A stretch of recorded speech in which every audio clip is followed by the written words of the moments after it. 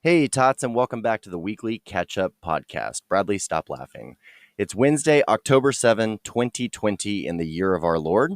We are embarking on episode 51 of this humble little show. We just marked our one-year anniversary, and we're embarking on year 2 of being semi-pro podcasters, trying to make it in this digital landscape. So if you're new to the show, my name is Carson Gibbons. I'll be your host. I'm always joined by my good friend, Mr. B-Rad Colvin. That would be me. So I'm a tech startup guy. Mr. B-Rad is a high school English teacher. That's right. We find common ground in the middle on the world's biggest problems plaguing humanity on a weekly basis. And if you're new to the show, the cool thing about this show is that we solve all those problems every single week. Every single one of them. So whatever you have going on in your life, just, let us know and we'll fix it. We'll podcast it away. So that's the weekly catch-up guarantee. Absolutely. We've got a bunch of new goodies for you, Tots. Mr. B-Rad, are you ready to get into it? Let's get it! It's the weekly catch-up with Carson and Brad. Here to talk about the week we done had. It could be sports, religion, politics, we keeping the tabs. You would think they work for Gucci, how they deep in they bag. Get your facts up, on Wednesday we'll be counting the stats up. So turn the volume up till it's maxed up, you know the drill. So tell a friend to relax up and chill, we back up. This is the weekly catch-up.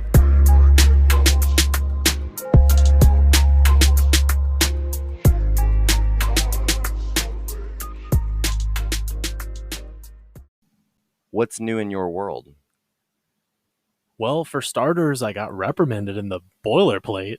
Oh, I thought you were going to say new. at work. That's why you were late. No, I'm great at my job. Oh, humility. That's what drives us here at the weekly catch up, folks. Oh, man. What is new? Dude, like everything in the world is new. Yeah. Let's do housekeeping right here at the top. Okay. So B-Rad and I, like good podcast lovers, we surprised each other this week. We did. We had surprises.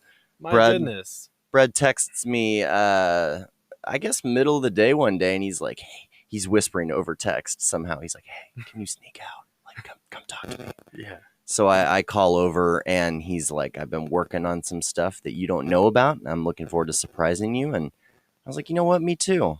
You go first. Yeah, and so if you're listening to this episode, you might notice a little difference in our cover art this week. And so we have a new logo done by my wonderful friend Karyn Davis. We'll be sure to plug her socials here at the end of the show and also in the footnotes. But I had reached out with her a few weeks ago and just told her that I was looking to revamp what we currently had, and she took it away and she gave us a bunch of different designs, and I had to hit up Carson and spoil the surprise a little early just to get his feedback, and this is what we landed on. So hoping you guys find it visually appealing, and that would be the word. Yeah. That you're searching for. Well, we struggle sometimes like with wood chipper. Oh my goodness. Shelley was like, I was yelling in the car, like, it's a wood chipper, you idiots. Yeah, I had, so my good friend that you also know, Raul Vigil, he actually Snapchats me, and it's a video, and he's like, dude, I'm listening to your podcast right now, and I just need to let you know it's a wood chipper. I got several texts for that. We had just had like a long political talk, our minds weren't right. Yeah. They were mush by that point. We can't stay in the clouds and on the street. Yeah. What do you want from us, man? So anyway, we can't solve the world's geopolitical problems and chop your trees down. Yeah, folks. My goodness. Like, go to Home Depot, pick someone up. So I hope that you find the new art visually appealing and stunning. I think Karyn did a wonderful job. Super thrilled with it. Thanks, Karyn. And so then, see, not all Karyns are what they say they are. She is. Oh, wait. No, I'm saying. No, I know what you're saying. Oh, she's one of those Karyns, huh? No, I just like throwing shade her way sometimes. Is it Karyn with a Y? It is. So that defeats everything. That's like the new woke Karyns. Yeah. She's going to be like, I'm not like those Karyns. Exactly. Got it. So she blessed us with the new logo, which I love, and as well as Twitter cover photos, YouTube cover photos. And guess what, Tots? You can find all of that easily if you go to weeklycatchuppodcast.com. That's right. Carson surprised me with a few goodies this week, and he can tell you more about that now. No, I just I shouted out Peyton Campus last week on the podcast. She was a recent kind of adoptee of the show, and I was struck by she had gotten into my DMs and was like, "How do I find this? Like, I'm doing searches and blah blah blah." And I was like, I thought that our splash page made it easy to kind of locate the platform that you wanted, even though there's 3 or 4 of those that are mainly utilized in listening to this show. And so what I thought was, let's just give the listener optionality and let's optimize for mobile. So I know that you have the show URL in like your Twitter. I don't know if it's on your Instagram. It should be. It is. Okay. So if you pop it up from either of those link locations or even on your desktop, we're now using a service called Linktree. Shout out to Linktree. I've been long resistant to utilizing this methodology because I thought it was janky for a while, but I'm no longer thinking in terms of just being like that hoity-toity design, aesthetics pleasing person and trying to be more functionality driven. Yeah. And so what we found now is there's links to the top platforms that the show is consumed on that will pop open your Apple Podcast natively on your phone just really easily. Same thing with Twitter, with YouTube, with Spotify, the show's website. And there's also a brand new section of the website called email newsletter sign up. Yes. So we have a new splash page that is fed by our email service provider. So if you want to go sign up for exclusive updates for the show, for new merch, for live tour appearances, anytime that we do a poll, you'll get instant access to our OnlyFans account. All the goodies are going to be on that email newsletter. Yeah, so if you want to see Carson twerk, it's going to be an essential part of our media kit when we end up selling you Tots data to Facebook one day. So, and shout out to Dean as well, because we are in an even bigger pod this week with armrests and brand new microphone adapters, cords, and beautiful tabletop stands with like this beautiful weighted base and felt feet. And we're recording into our newest MacBook that we have on hand. This is already easily the most comfortable I've been while recording. Yeah, and I get to look into your eyes and see how you really feel. Get lost in them. So we're kind of embarking on this new journey. It's year 2, no holds barred. We're going to try to iterate and improve 1% week over week. Reference James Clear, Atomic Habits, all you readers out there. And as part of that, we're going to reintroduce ourselves a little bit. Yeah. And so like you said, 1% each week. I feel like with the cover art and the new stands and stuff, we already did that. So if the rest of the episode sucks, you ready to get out of here? Shout outs? Yeah, we already did our part. But yeah, shout out to Daddy Dean for the contribution to the show last week. The rest of you can definitely follow suit. And I watched more YouTube tutorials. I went to a guitar center this weekend, kind of got, I was like, there's no excuses here. We need to up the ante. And we're turning this corner. And I don't know if it was due to Linktree at all, but last week's episode, which I've gotten a lot of feedback, was a pretty great episode. Yeah. It's been listened to an astronomical number of times compared to most episodes that are 6 days tenured. Sure. I know a few of my students have started listening. Again, my buddy Raul, and then you setting up the new website the way that it is. I think that's pulling in some new traffic as well. So really, I don't know. I'm hype about it, man. And just appreciate everybody else that's still consistently tuned in. Yeah, and I appreciate your commitment. It sounds like you had a heck of a drive up, or what happened with the day? Dude, well, so I was supposed to be done with my after school meeting by 3:45. It ran until 4:30. So I was actually going to, prepare an audio clip with one of my coworkers. Cause you and I had that discussion last week on the pod, all things politics, and we kind of got into it. And one of my coworkers shares a lot of, thoughts and feelings that I have as far as the current elections are going, but he's just so much more eloquent and can provide. I don't know, like I'm not a numbers or statistics guy or anything, but most Democrats aren't. But that's the thing. I'm also not a Democrat. And whenever we had recorded that lost episode, I even said on that episode that my basic beliefs lean right. However, I don't want my beliefs to infringe on other people's rights. And that's why I find myself more centrist or maybe a little to the left, especially in this current climate. Something going on with the climate? Did anything happen this week? Are we jumping into that? I mean, yeah, I'm sick of talking about myself already. All right, let's go. No, we can save it. Let's talk. How was your week overall? So trying day. So it was great. Yesterday, Kortney and I celebrated our 1-year anniversary. So that I'm super hype about. 1 year? 1 year, baby. Say that again. 1 year anniversary with Kortney Marissa Anderson. So, hey, there it is. Got the air horns. Hey, 12 months of being in love. That's right, baby. What's it like? It's incredible. Love. I hope everyone finds it. Dude, I took her out to a nice Italian restaurant here in Dallas. She's planned some weekend trip that she made me take off Monday. Like, I don't even know where we're going, but she's going to give me my list of things to pack tonight, and she's going to whisk me away. But we got to enjoy each other's company. I got her some nice flowers. The big gift that we got each other, we didn't even give each other any hints or anything about like what we would want or anything like that.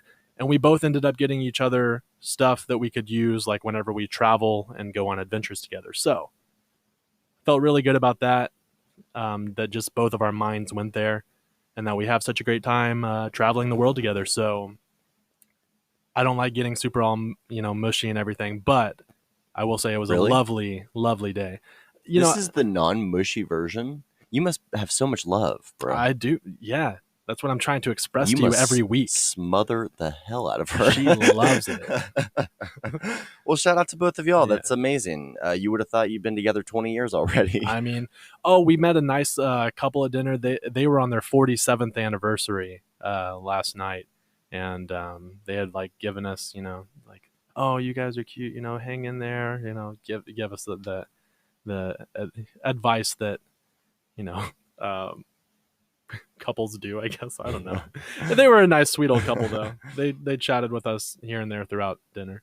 So not swingers. No, not swingers. Oh, I thought they were gonna be like, hey, listen, the key to success here is we all leave with someone we didn't come with.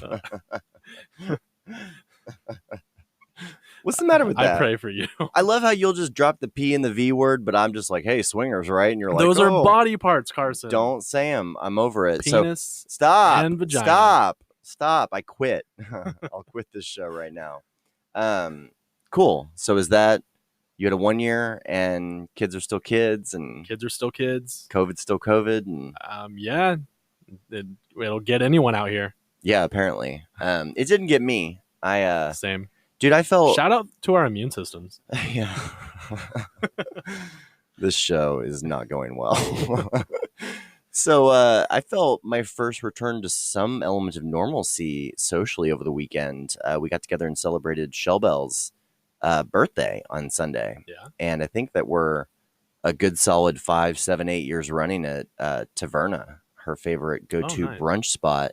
And after the fact, we went over to Kung Fu to see if that was open and what that landscape looked like. Hadn't been there since my earlier 20s, I felt like. And it was depressing because, like, no bar service. There was no raucous crowd. Mm-hmm. You had to wear a mask to your taped off seat. And it was depressing, so we left. That place, I don't want to hate on it for all those that do like that location. However, the banging on the gongs just irritates me. Oh, that's what got you? Like, yes. Not everything else happening? I mean... Not life-size Jenga happening out on the patio that crashes? That's fine, because I can be inside, whatever. But whenever I'm inside just trying to converse over the loud music, and then on top of that, gongs are being thrashed about. Gonged? Yeah. Gongs are being gonged? Gongs are gonging? Yeah, no, it's more of a collegiate atmosphere, young yuppie atmosphere, and not somewhere where we had frequented recently. We hadn't frequented any bars recently. So the fact that their doors were open was kind of this welcome relief or sign of, light at the end of the tunnel almost. But we ended up going over to Ilminster Pub over in the Villa Rosa and just had a great afternoon, hanging out with friends. Ended up running into other friends that we knew through other parties. And, it was the first time that like the referral network had kicked in forever where, I'm, reintroducing myself to a guy that I've been to a bunch of parties with through another mutual contact. And it's like, we know each other. And I hadn't had one of those genuine kind of referral moments in forever, I swear, I was laying in bed the other night, and I solidly worked up a tear just thinking about, I hadn't been out and seen friends without a mask. I hadn't walked around without, PPE in 6 months. I hadn't been out to a normal bar or, none of us have been to a sporting environment or game or tournament or anything like that since basically 2019. So I'm over it. COVID is apparently not something that we're supposed to be afraid of, Brad. Nah, not at all. So says our fearless leader. Yeah, I mean, he feels better than he did 20 years ago. So, and I believe him because he doesn't do drugs, and he was on, hella cocktails over at Walter Reed. Yeah, Walter Reed was like, "We'll patch you up a good one. Crazy. We got our cosmetologists over here, and cosmetologists, mixologists. Yeah. Well, he needs it for the orange makeup as well, but." Yeah, I think that's kind of like one of the biggest things that occurred this week was Trump got COVID. Yeah, along with Melania, half the Republican Party, all of the White House. Yeah, should have had bigger masks. Is that the solution here? I don't know. Do you have one? No. I think the angle that I would want to discuss with you more is just the media's fervent overreaction to literally every single aspect of this situation. When he went to the hospital, like, oh, it's more dire than they're telling us. Oh, they're not telling us the truth. Blah, blah, blah, blah, blah. Oh, he's coming back home from the hospital. Well, he's rushing it. He's not practicing the right behavior. He's being irresponsible. Yeah. And the biggest item, I can't get over this part. What will you do tonight when you get home? Will you take your mask off when you get home or in your car? Yeah. Okay. Seems like most people I'm running into on a daily basis do this weird thing where they get home and they take their mask off. Sure. It's wild. They don't leave the mask on at home and in the bathtub and in bed when they're sequestered, when they're quarantined. And apparently we expect him to, though, for some reason. Because upon arrival home from Walter Reed Medical Center, he removes his mask in what should have been some sort of storybook ending to, he's long downplayed this, and, in many minds, rightly so, in that the mortality rate or the number of people that recover is like 99.99999%. And then he recovers, and let's face it, he's a 75-year-old obese man, essentially, in the obese category. He beat the odds. Underlying conditions, and he's out of Walter Reed within 3 days, back home, takes the mask off prior to entering the home, and everyone loses their marbles. Yeah, insane.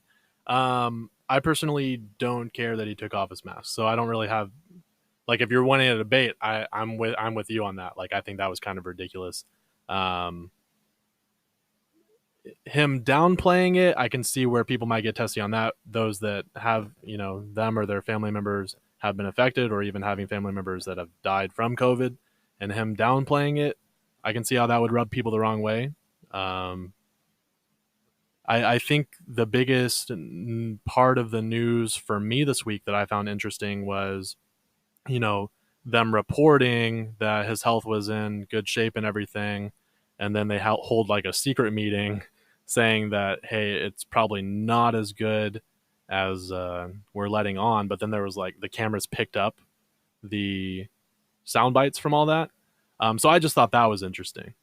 But obviously you're not going to want the world to know, like, if your president's in trouble until like the news has to get out, right? Like, it's hard because I think this is the biggest area of direct responsibility that I even saw Republicans coming down on the administration and just the overall culture of stretching the truth, omissions, whatnot, in that there is, some sound and video clips of the lead doctor out in front of Walter Reed Medical Center, basically just refusing to give any concrete information on whether or not he'd been administered supplemental oxygen. Mm-hmm. And, I thought it already came out that he had. But it basically had through back channels. Okay. There was an unknown White House source that had gone on background. So in press terms, like, you can go on record and have your name attributed to something, and you're a source. You're out there in the open, just kind of flailing in the wind. Some people will go on background, and that's when the New York Times will report, like, an unnamed White House official or a source familiar with the matter said this. Well, apparently, I don't know if he said the original comment, but it was Mark Meadows, the chief of staff, that kind of got maybe into hot water. And, he went on Fox News on Saturday night and essentially said, this was more dire. We were a little bit more concerned, yesterday. It was pretty obvious that they had put him on supplemental oxygen at some point in this process, and that he was running a fever, and that he was run down, and blah, blah, blah, blah, blah. And then I saw all this conjecture, like, is he wearing a hidden oxygen tank, like, underneath his suit on the way to the chopper to the hospital? Yeah. Right. I don't know. It is very... I don't believe any of that. And again, like, for me, the things that I harp on him for are less of, like, the bumbling, little mistakes that he makes or whatever. Like, I'm not going to hold everything that he does under a microscope. For me, it's more whenever it affects thousands to hundred thousands to millions of people. Like, yeah, I don't know. How did it affect them? No, I'm saying this doesn't. So I don't have any. I mean, I'm not looking for a fight on this leadership by example is, I guess, an important thing in all scenarios, but it is weird because I just feel like there's this line in the sand in history, so to speak, where I feel like nobody was ever truthful about the supreme leader's health in any country, in any civilization, until it was dire and it was evident that they'd either be passing away or they'd already done so. Yeah. And most recently, I feel like Kim Jong-un was in that situation where we hadn't seen him.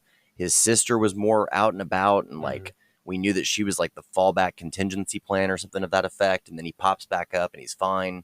Then, across the drink, you see Boris Johnson, where they were pretty literal and dire about the fact that he'd been moved into the ICU, was struggling with COVID, and, came back out on the other side with, a bump in the approval ratings. And that's what I really think, like, what a godsend to the Trump administration and campaign for 2020, because you saw people crossing the aisle just to say, hey, we're praying for Melania and Donald, even Biden and all of those people, to their credit, for keeping that civil. And I really appreciated that.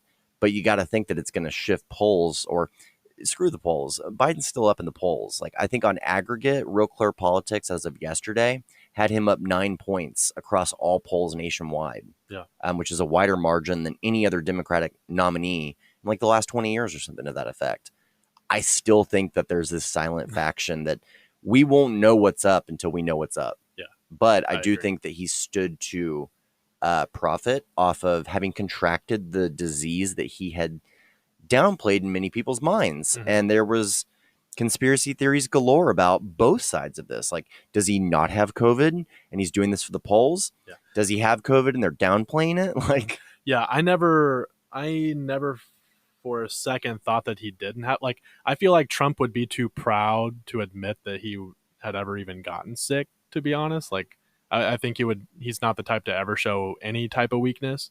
And so for it to come out that he has COVID, like, I never really questioned that.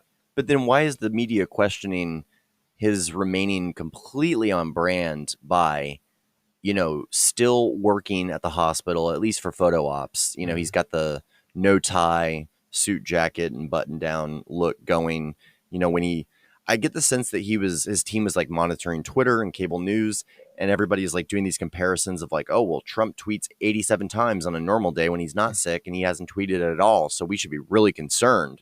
And so then he would come out with like a little video like, I'm doing well, I think. Super over. You saw that super cheesy video that he came out with? Oh, yeah. It's like, oh my goodness. And then he started like, and this is not me starting, I don't know, like he started tweeting out like Kanye, kind of just like the Yeah, he did. like all caps, and he just had like a bunch of different things and then would say vote after it. Make America great again, vote. And somebody said to put the Kendrick Lamar swimming pools beat behind it. I thought that was kind of funny, but it's like Pull up, drag. vote. Yeah, exactly.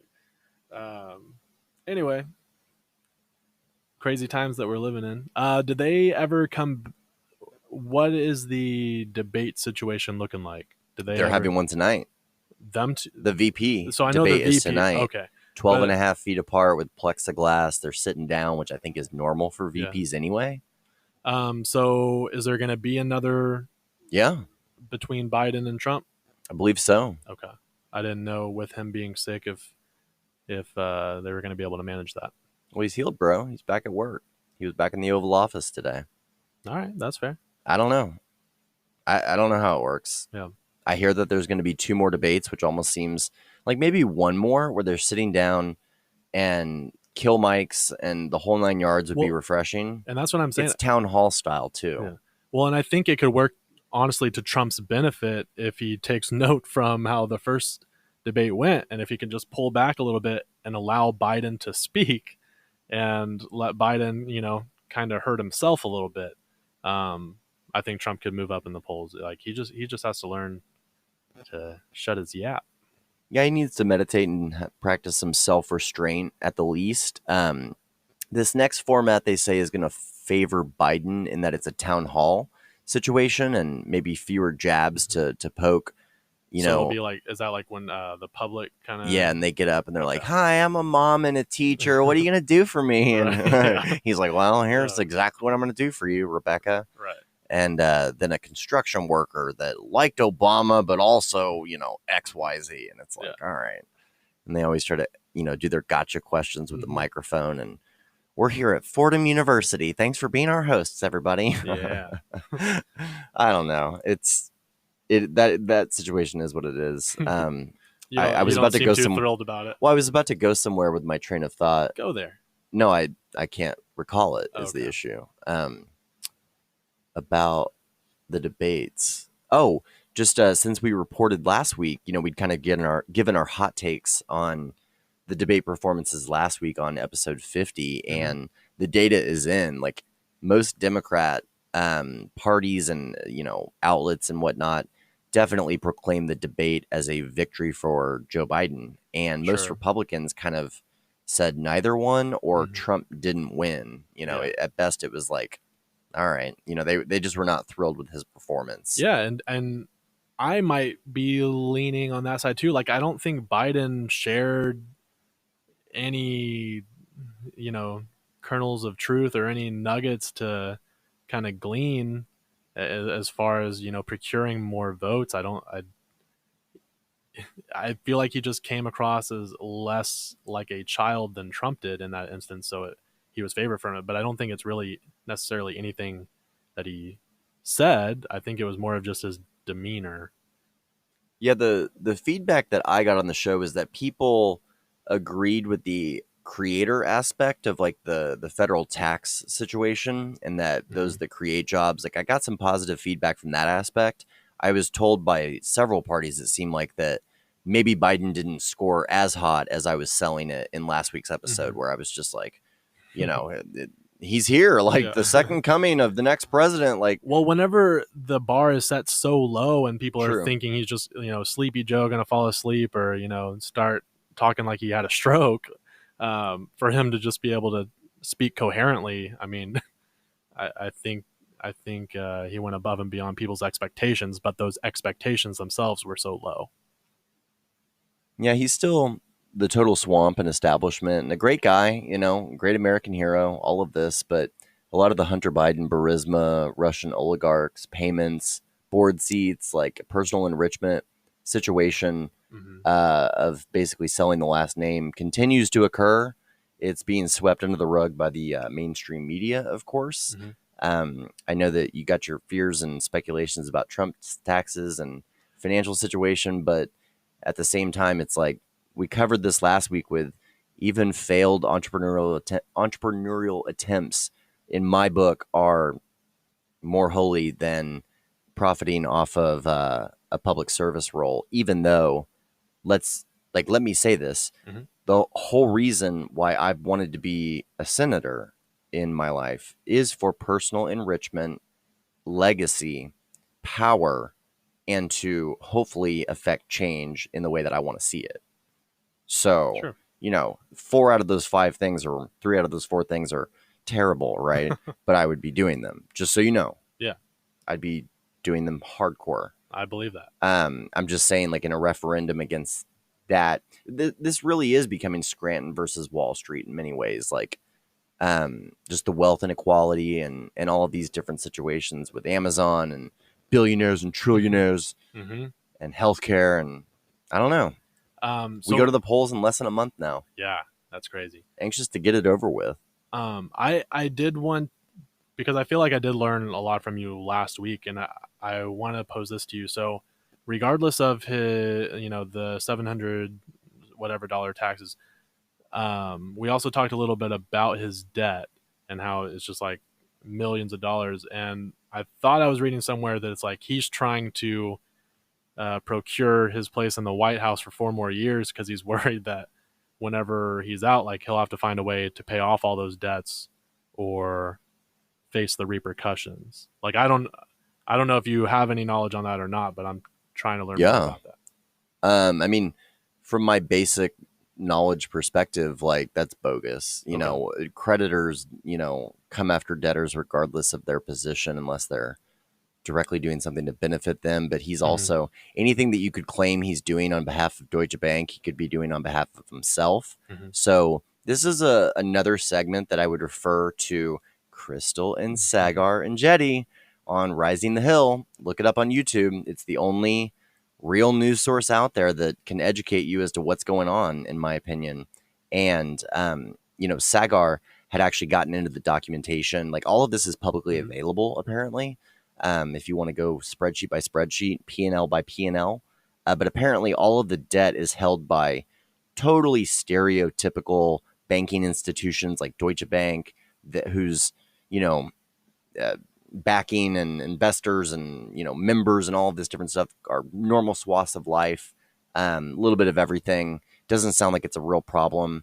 Also, his assets are so north of, the billions mark that even if he is leveraged with 420 maybe million in debt, it's just not a big deal, dude. Yeah.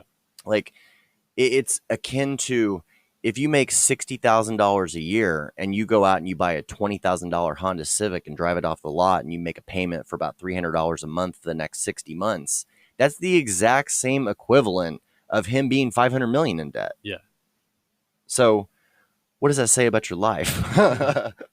That's demoralizing, though. Like, when you see that, like, sometimes when you're making a purchase, just remind yourself, like, this purchase, if you go out and buy a MacBook for $1,000 and you've got $20,000 in the bank, you're spending 5% of, like, your net worth on this item.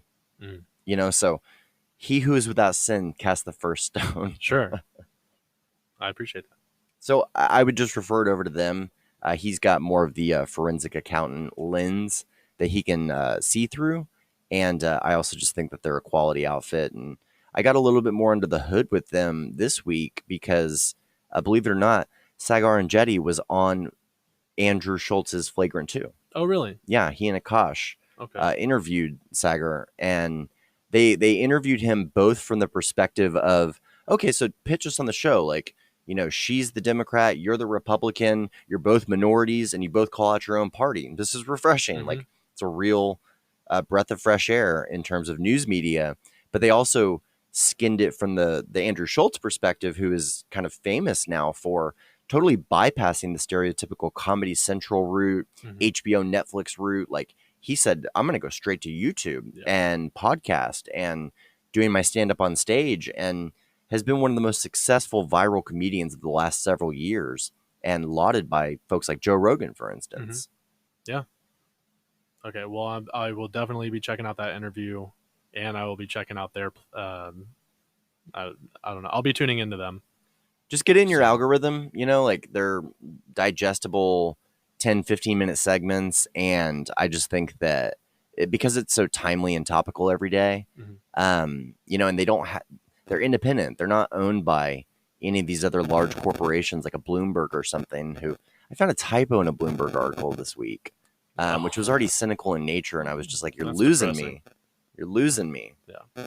So yeah, I love them. I would highly recommend them. Okay. Speaking of Rogan, by the way, you know how we've talked back and forth about Spotify and are they losing all their podcasters and Hit me. the Spotify strikes? Like, You got news? well, no, he just finally discussed it, Okay. and I forget who he was on with. It might have been Tim Dillon, who Tim Dillon is one of the greatest, like, kind of rant Sam Kinison type comedians alive right now. Okay. And he's great on podcast format. He's hilarious because he looks like a good old boy from Staten Island, but he's actually a gay man. Oh. And so he doesn't present that way at all in the slightest, and he will hit everybody.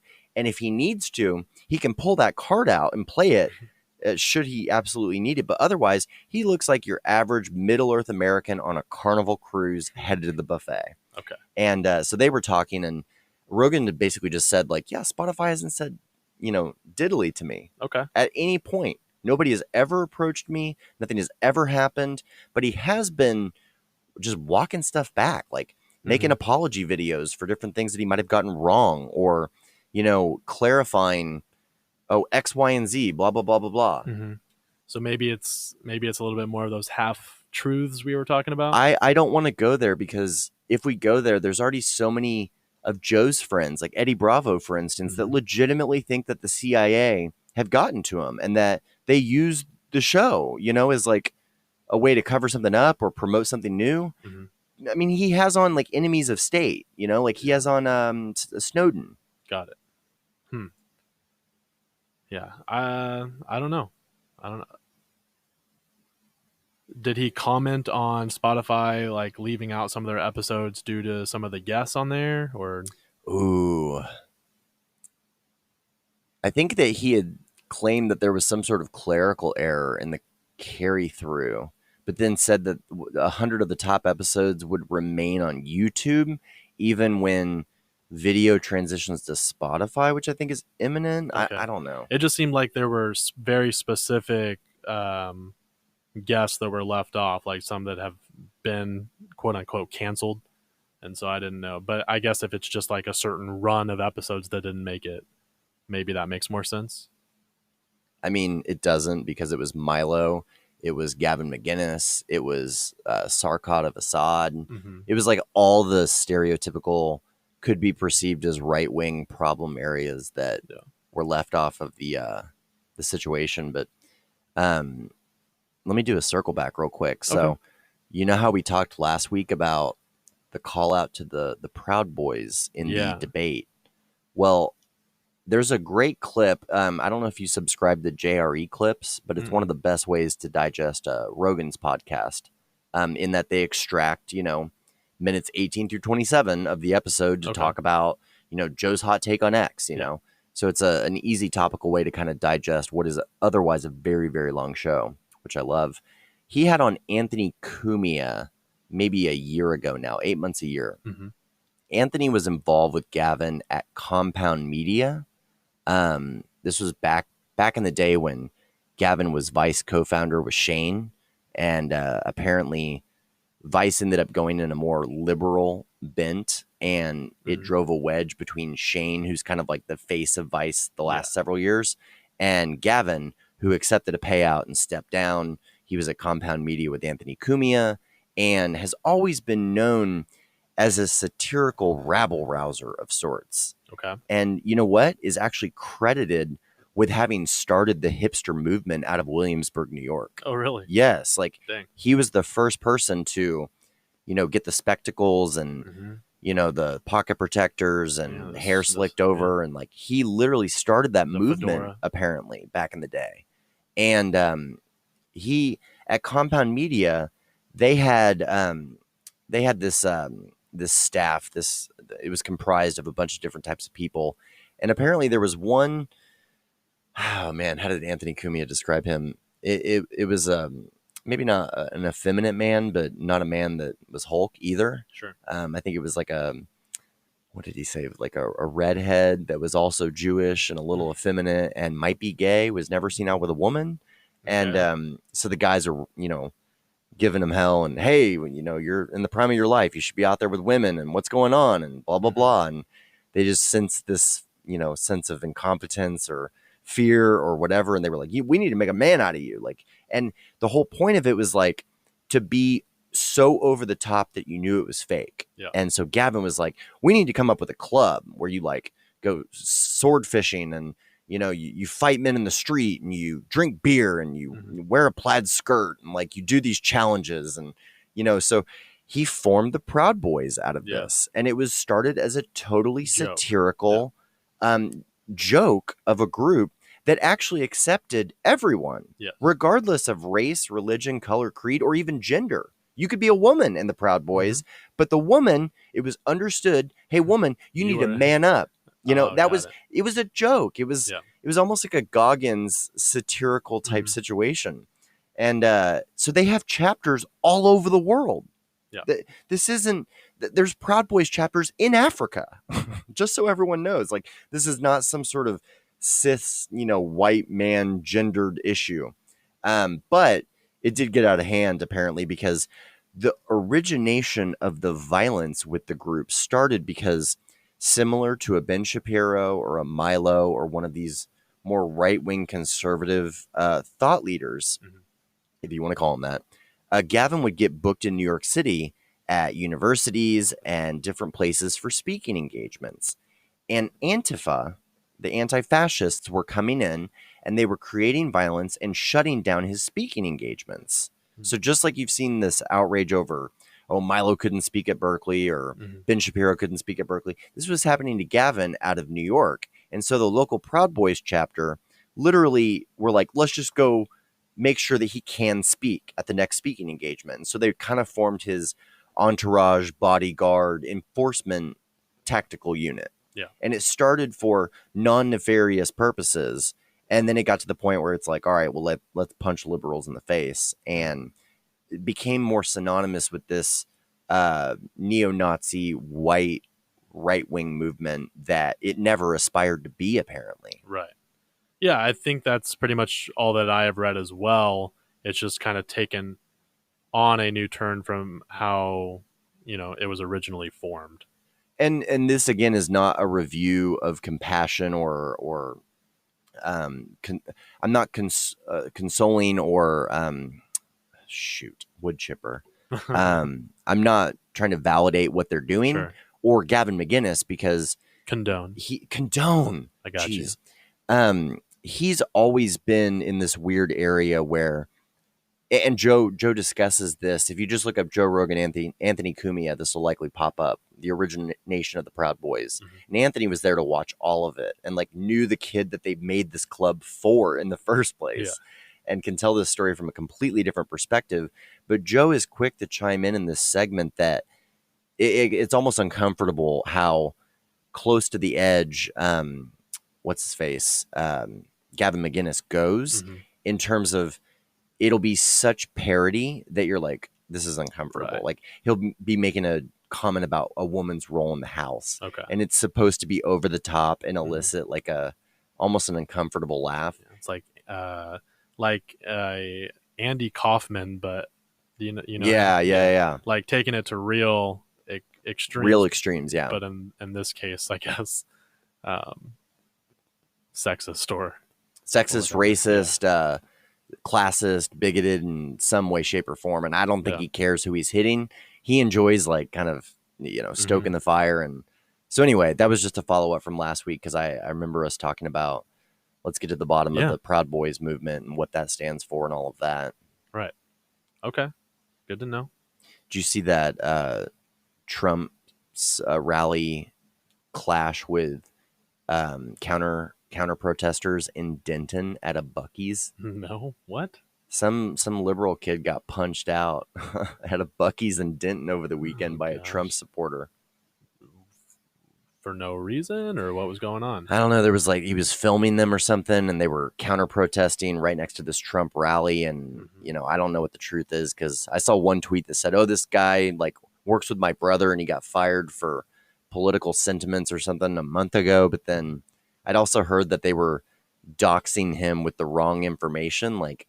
Because you know how one of the scary things with locating people today, when you see something egregious on social media, is you'll see all these people quote tweeting and saying, "All right, Twitter, do your thing. Find this person. Find this guy." And they will find you very quickly. Yes. It is not difficult. Yeah. Especially if you've made Facebook posts or started a YouTube channel, you're done. Yeah. Like they're at your front door. Yeah. So don't cross anyone, because we are highly identifiable these days. Yeah. Oh, yeah. You and me, like, Yeah. shoot. You tweeted today where we are recording, so I'll be like, our loan sponsor Dean Colvin has pulled out of the show. Oh, man. But they claimed to have found him, and then it turned out it looked like it was the recently departed like Alabama quarterback for the SEC or something. Like, okay, they'll troll you with like a lookalike that is Right. not that person at all. Are they trolling, or do they just like take information and run with it? Well, 'Cause a troll becomes There's like one person that's trolling, Right. and then the rest are like, "Oh, this is him," and I'm operating just- on good just- information. yeah, I'm just- just a social justice warrior that needs to get justice for this kid that, I mean, I don't know, dude. Honestly, at the end of the day, like, I support your right to march and protest, never support your right to lay hands on anybody else that is not out of self-defense. But ultimately, on both sides, Republicans, Democrats, like liberals and conservatives, you're standing toe to toe in a parking lot at Buc-ee's in Denton. Like, get your life together. Yeah. Whatever the conflict is about, or whatever you think, You're probably go to not- work. Yeah, you're probably not going to make any change right there. No. Yeah. Buc-ee's is famous for it's having not- big, clean bathrooms. Go take yourself a dump and rid yourself of that energy. Amen.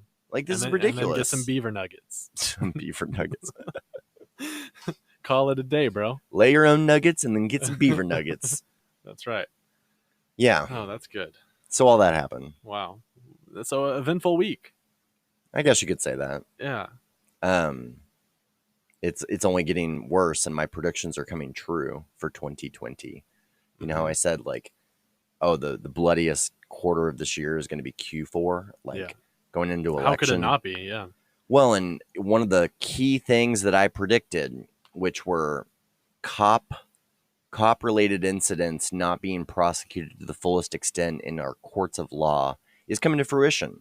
Yeah. We had Breonna Taylor's cops not directly charged a couple of weeks ago. Yep. We reported on that and that hairy situation. And then as recently as this week, Derek Chauvin Yep. was released on $1 million bond. He's a free man today. That's crazy. And I got concerns, man. I don't think that they charge those rookies with anything on that case. And I swear, if Derek Chauvin walks at any point in the future, they're going to light this place on fire.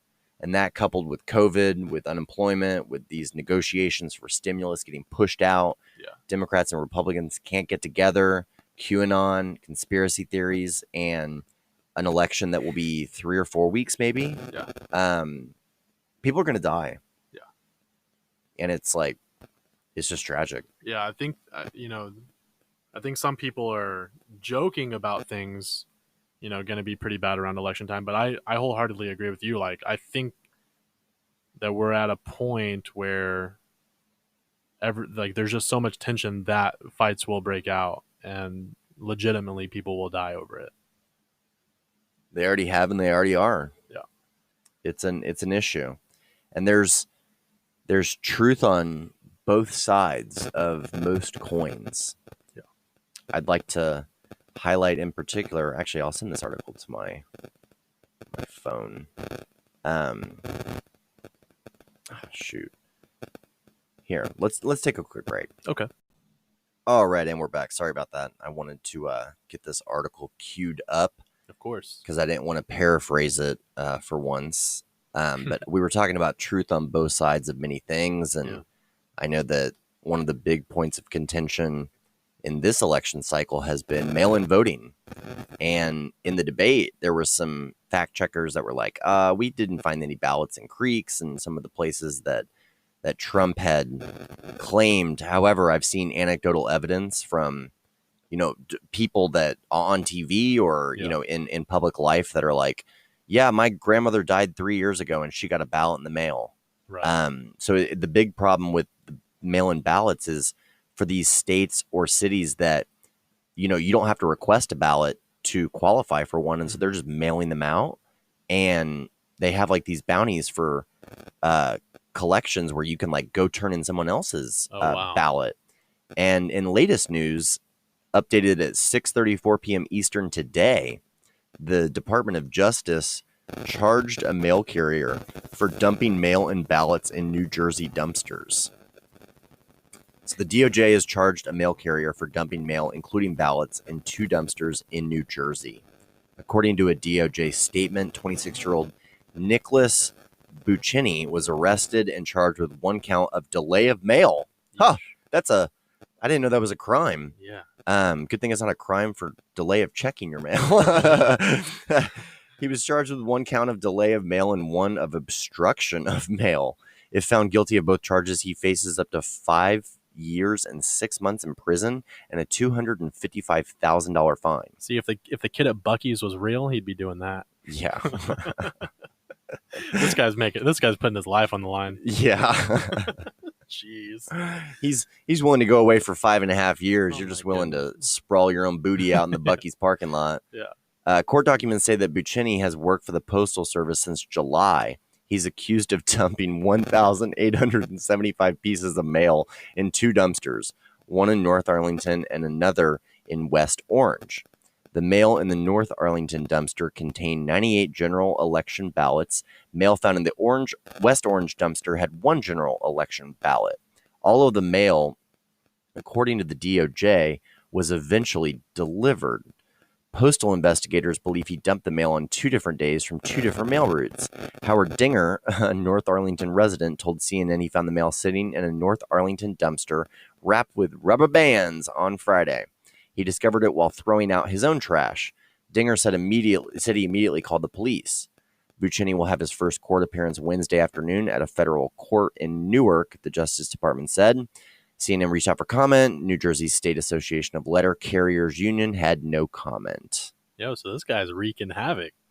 Yeah. He's like, steady changing democracy in the dumpster. Yeah, he doesn't want anybody to vote. It's not like he knew who they'd be voting for, right?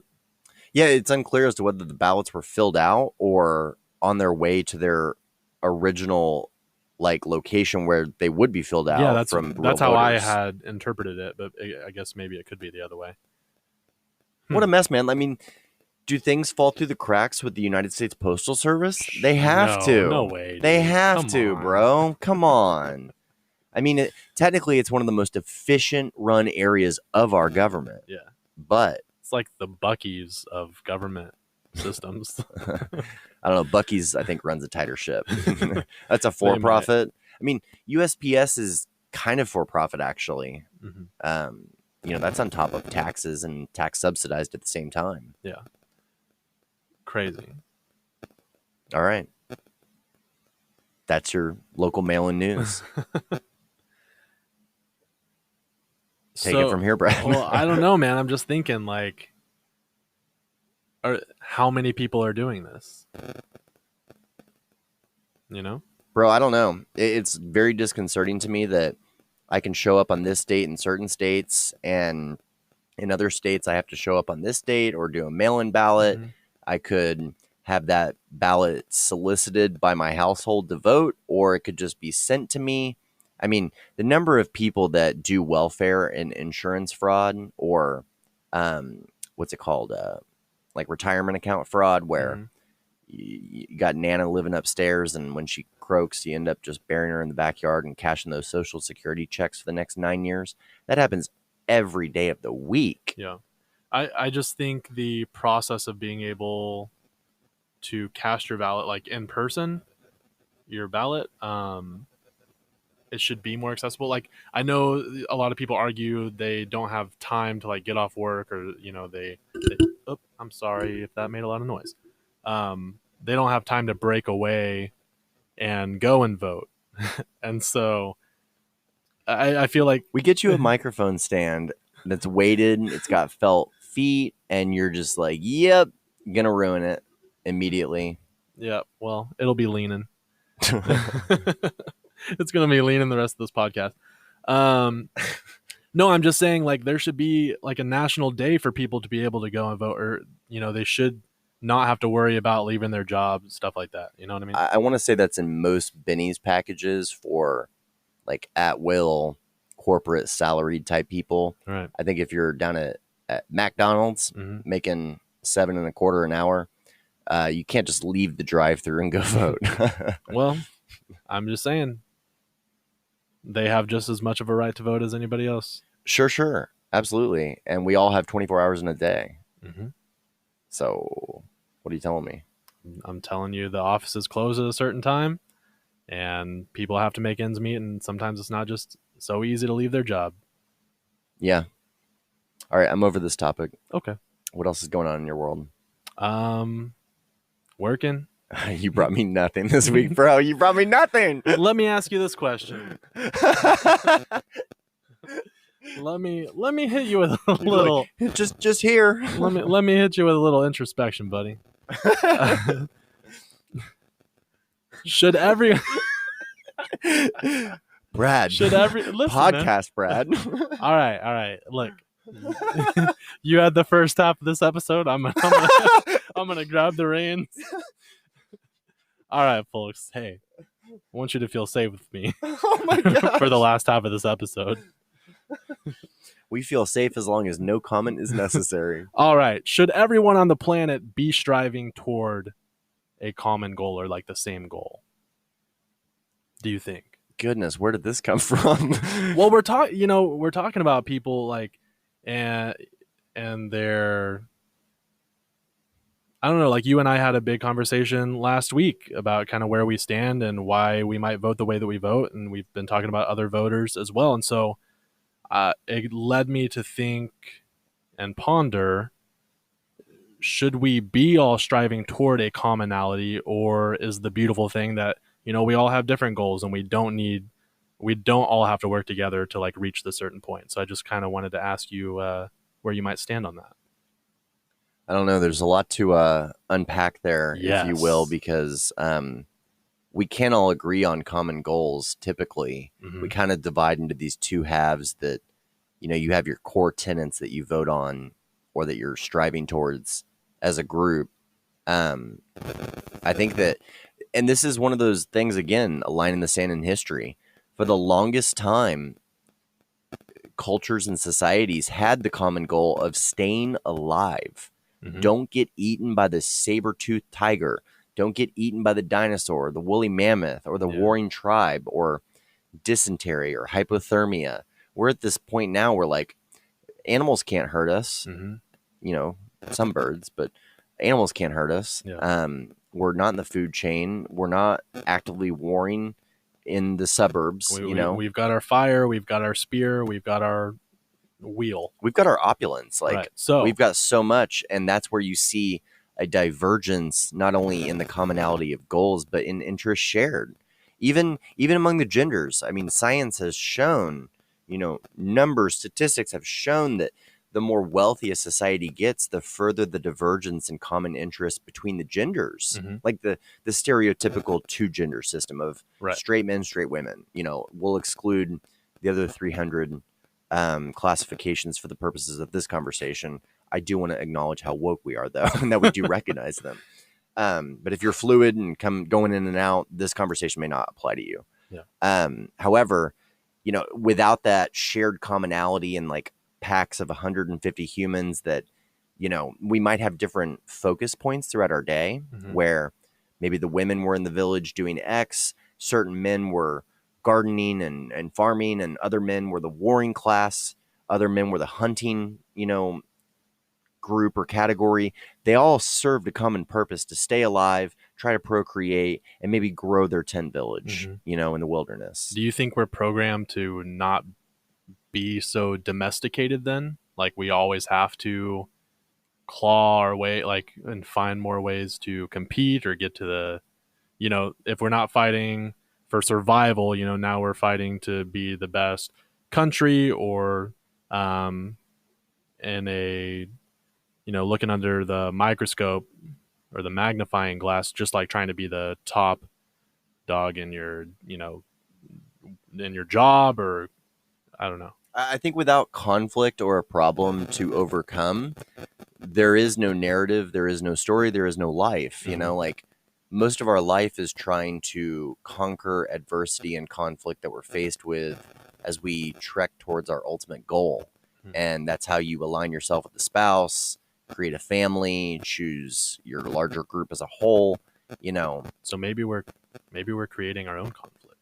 Oh, 100%. Like, and we can come back to that, but staying on the topic of like, without conflict, without any problems, like if manna manifested from heaven every day and we just got to poop in the street and eat the manna that was on the ground, this would be a terrible existence. Like if there was nothing to do. Yeah, pretty monotonous, nothing to work toward. Like we're solving a problem right now. We're doing something. Yeah. There was no podcast. Now there is a podcast. Yeah. Problem solved. Right. You woke up this morning. There was a problem.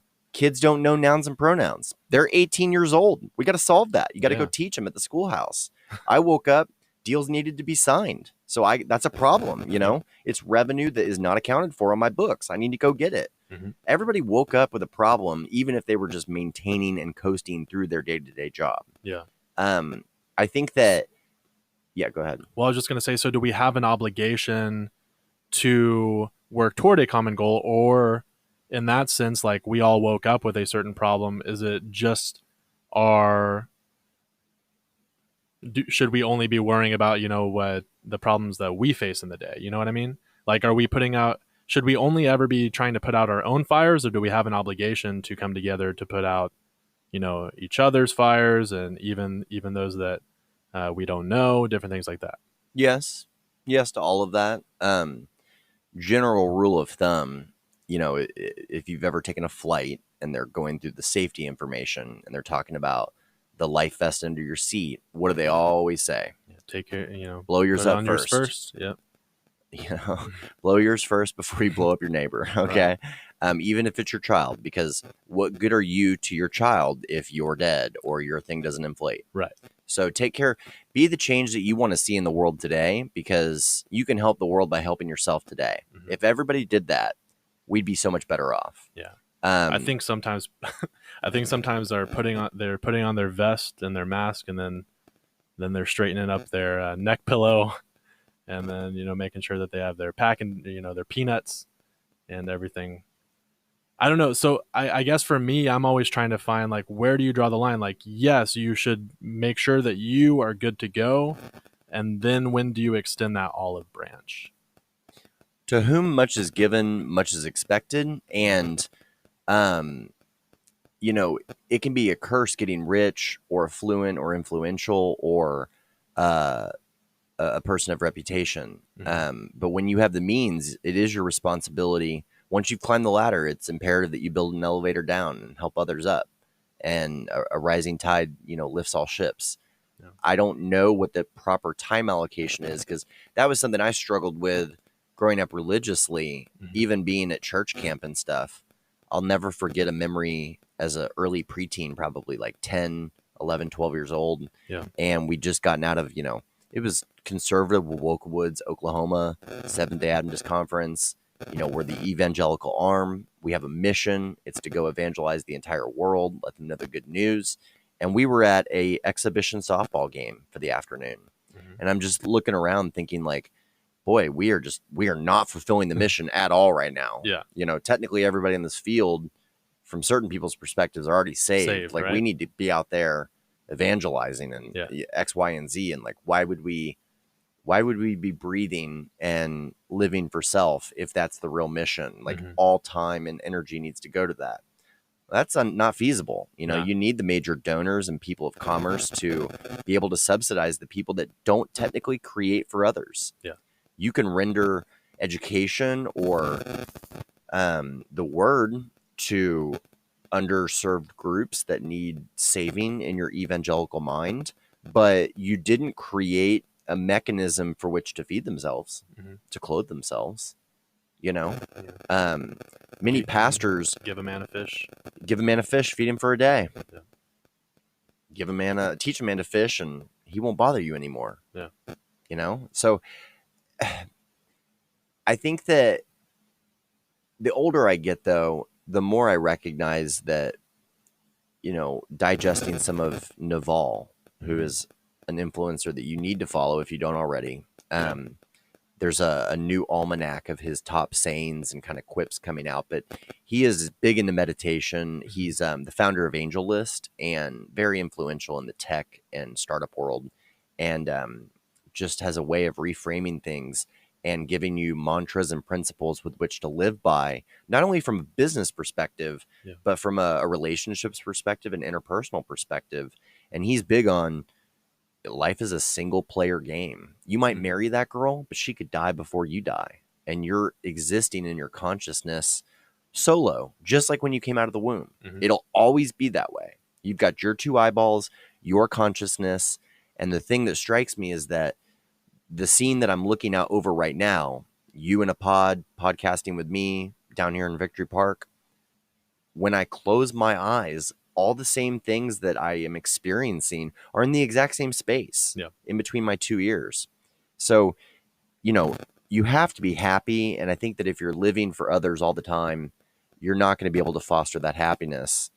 If you also are sitting on $1 billion and don't do diddly for anybody else, or you're able-bodied and don't help the old woman across the street or something, shame on you at the same time.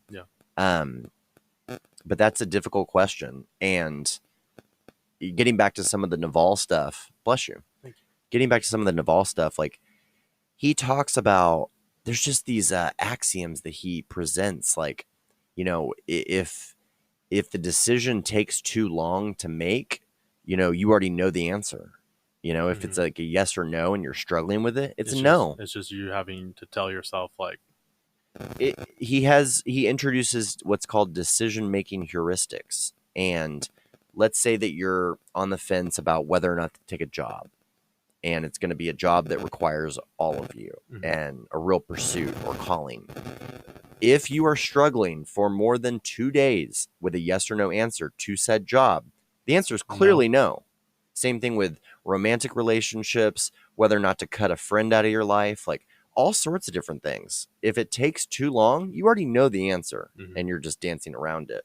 I like that. One of the key factors or denominators of highly successful people is sound, deliberate, and timely decision making. This is an area I've always struggled with, by the way, dude. On the big things, like a relationship, work relationship, like I need the door shut for me. You know, I'm one of those people that's always trying to dart through every open door presented to me from a business development perspective, friendships, influencers, like opportunities. And it's tiring. It'll exhaust you. Yeah. No, I would agree with that. And I mean, it makes sense to try to always keep as many options, you know, available as possible. So I can understand like trying to maintain all, you know, not closing any doors or burning any bridges or anything like that. So that makes sense to me. I like what you had to say. I like the two, you know, if you can't make a decision in 2 days, then you probably already know the answer. When you apply that to your life, things get ugly. They did for me. And I was so compelled to make certain decisions in my personal life and my professional life based off of just some of the periscopes that Naval had sent out, where he just answers your questions, and just a learned man. And he applies all of this to personal happiness and bliss in terms of meditation and being at cerebral inbox 0. But he also channels it into making money. And, you know, he doesn't mince words. Like one of his most famous tweet threads of all time is how to get rich. And there's some other modifiers there. I can't remember, but that went so viral and put him on the map. He's got a Rogan interview too, by the way. So multiple ways to ingest Naval Ravikant's wisdom in your life. I've definitely benefited from it. And, you know, but he's one of those people that now in his life, he does have this optionality and privilege and freedom based off the money he's made, the time that buys you. But he has a rule that If he doesn't want to do it, he will just walk out. He could be at a dinner party with his wife and friends, and if he suddenly realizes that it's not necessary to be there or it's not a good use of his time, he'll look at his wife and say, "So sorry, I'm getting in the car later." Like, every moment is precious and fleeting, and every moment puts us closer to death.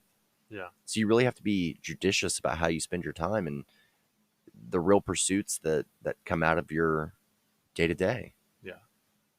I don't know if I could ever go that far. Like, cause I also like, I think with my personality, I'm willing to sacrifice time for others, even if I don't necessarily want to be there, if that makes sense. That's the hard part. You've chosen to live a well-rounded, good life, surrounded by family, friends. You've got side pursuits and hustles like this show. You're educating kids for the future. You're educating them spiritually. You've got an active love life with a partner and, a full birthday dinner table every year. Yeah. You are not Michael Jordan. I mean, You are not. You and I are both not the greatest in the world at anything. As sobering as that is, we are not the easily GOAT of everything. Yeah. If you're going to be the GOAT, then you do not spend time to appease others' feelings when you have a championship to go win, when you are a warrior. Mm-hmm. You don't take bedside manner time in the heat of battle. So it ultimately comes down to, like, what hat are you wearing in this moment that we're discussing? Yeah. And when Naval is giving you counsel on operating your startup or trying to manifest something in life, if you're going to take a full weekend out to spend time with your loved one, and what does that entail? Mm-hmm. A bunch of cuddling, bunch of TLC, pudding pops on the couch after dinner. Like, we all love that. It's super comforting and amazing. But there's somebody out there grinding on your exact same goal that didn't avail themselves of those luxuries that day. And come Monday morning, they're going to be ahead of you. Yeah. It's the Mark Cuban mantra of, like, every moment of every day, somebody is in the garage, in the basement, hustling to take your seat. Well said. I like that. I don't know if I'm ever going to be yeah, I guess it just depends on your mentality and what you're striving for. Like, I don't imagine me trying to be the GOAT, I guess. I don't know. And some of the GOATs are terrible, selfish people that do propel humanity in some weird way. And going back to your question about, do we all have a common goal? I view it that way. I view the entire narrative of human existence and history and civilization as a progression, getting to the ultimate goal of maybe humanity being able to broker an agreement with the gods or the universe to understand why we've been placed here and what's going on. The people that were warriors in the ancient warring tribes and they were out hunting to feed the young, what was their goal? We say it was to stay alive or to go kill a buck for the village to eat that night. But maybe it was keep sustaining human life enough generations that we learn how to split the atom and we learn about the computer hard drive and how to build computers and telephony and APIs and all the infrastructure that, you can't build a computer if you didn't ever figure out how to build a wall or a road. True. And then we figure out how to build the wheel and then pyramids and storehouses and modern refrigeration. And then now all of a sudden Model Ts and Kitty Hawk and planes. And next thing you know, we're trying to go to the, Mars and colonize other planets. And so if you look at the overarching bent of human history and the progression, I like to think that one day it's like Moses coming down from Mount Sinai with having had face-to-face time with God, and that could have been DMT. We don't know. Yeah. There's another very fascinating JRE episode. This whole thing is just a plug for JRE. He had on Graham Hancock and another guy here recently, and they talk about, it's refreshing in that they talk about the biblical narrative as being so accurate and just not inspired by the things that you think it is. Okay. Like the burning bush. they think that was drugs. They think that was DMT, baby. And that when people were wigging out due to whatever plague or whatever occurred, it could have been that they had all done DMT in this root that was in the dish that particular week, or maybe it was a marijuana plant on fire, or all sorts of different variations of this. And that, I don't know, they went into a big rabbit hole about drugs enlightening the mind and religious types not being comfortable with it because they don't want you to have that mind-opening experience without them there to liaise whatever they're saying is on the other side of the veil. Okay. A little bit of a rabbit hole. Go look at it if you have interest, but Yeah. that's my take on your question. Like, I think that maybe subconsciously there's a thread throughout all of human history that was like, get the next generation a better life with better tools and access so that they can get to the point that we're at right now where it's like, hey, there's food for everyone. Yeah. Distribution isn't right, but there is food for everyone. Right. And everyone can have access to X, Y, and Z. Distribution isn't right, but everyone has access technically, just to get to this point where maybe we are on Mars one day. Or, what if we back engineer the Bob Lazar stuff and we're able to bend space and time and go figure out what's outside of this universe, or so many light years away that we weren't able to ever get there in the past or even think about it. Yeah. Well, thank you for sharing that. I like that. What do you think? I mean, you guys know me. We're all trying to work towards that goal. Just, trying to lift up one another. You help me to the next level. I'm helping the person below me. I would like to, because we did talk a lot of politics last week, and I know that I come across, okay, I don't want to say I know, but maybe I came across in that quote unquote argument that I feel like, everybody should, get the same amount of money, even if you're not doing the same amount of work. And I don't believe in all that. I feel like, everybody should have a roof over their head, and I feel like everybody should be able to eat. But at the same time, if you're putting in more work, or you're the creator of some awesome invention or corporation, or you've helped out in some major way and you're providing jobs for other people, of course, I think you have the right to more money and more opportunities, more awesome things. I think for me, I don't know, I just try to look at the fairness on a ground level and make sure that everybody's getting treated fairly. And so that's one of my major goals, and I think that's something that we should all strive toward, is even if we have differences, trying to make sure that it doesn't get to the point where we have to punch somebody in the parking lot of a Buc-ee's, or less humorously, lives being lost over a particular belief. I don't know. So that's where I stand on that. I don't have a super in-depth conversation over it or anything like that. I don't have a quote to pull from, but just all helping each other up the rung. But at the same time, you helping yourself and making sure that once you're given that opportunity, that you do something with it. Nothing worse than a squandered opportunity, right? Sure. And I think that along the journey to the goals of humanity that I'm likely wrong about, I think that we all have different roles, and hopefully they're complementary, and that's how you structure your groups and all of these different things around. Because, for every Elon or Jeff or whoever, there's a McKinsey or a Halsey. who was Elon with for a second? Grimes? Or he's still with Grimes. Really? They have a child together. Okay. So maybe not the best example ever there, but there's and for every Oprah, there's a Stedman, there's a quiet lawyer that sits at home and, cashes her $1 billion checks. Yeah. So I think that you and I are not exactly the same. No. There's things that I run hot on that you're pretty cold on, and vice versa. We'd get tapped for different responsibilities in a new group that we formed. Yeah. I think that's why, in my opinion, the show works, and, I'm excited to continue doing it and lean more into the differing viewpoints that, seem to evoke the most, thought from our listeners. Yeah. Yeah. Again, I was hoping to provide a little bit more, but I'll probably have a sound clip next week to help support some of the stuff that I was saying. I do have another question for you. This one doesn't have to get like as serious or anything, but I was wondering if you wanted to share a time that you screwed up that no one ever found out about.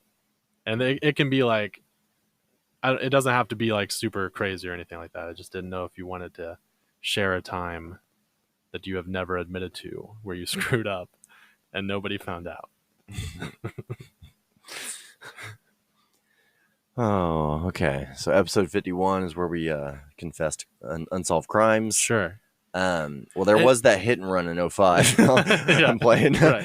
No, and it can be something like super minor, like, you know, in school, you know, something happened and the teacher was like, who did that? And you never fessed up to it. Or if you want to like go for the grand slam and you have something that's crazy. Nothing like immediately comes to mind per se. Does it for you though? Yeah, but mine is not like super serious at all. But I for some reason, I was struck with the memory that in like the 6th grade, you know, our buddy Cole Taylor. Yep. Shout out Cole. Him and I, one summer went to go visit my mom, who was living in a different house in Austin at the time, and I was very close with our neighbors. Like I grew up spending the summers with them. They were around my age. You know, it was the type where we'd be able to run in and out of each other's homes, take each other's juice boxes, like stuff like that. Like we were close families, right? And anyway, I brought Cole to visit and hang out with me over the summer, and my parents were gone, our neighbors were gone, but our neighbors had a basketball hoop in their driveway, right?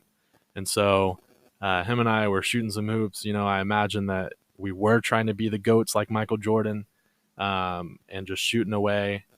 And then unfortunately, I shot the basketball and it broke the window of their garage.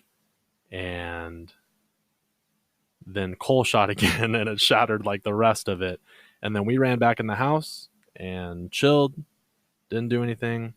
And then the neighbors come back home and they call my mom. They're like, hey, we're Bradley and Cole shooting basketball. I don't know, let me go ask them. And we never admitted it. And that thought randomly came up today, and this is my first time ever confessing it.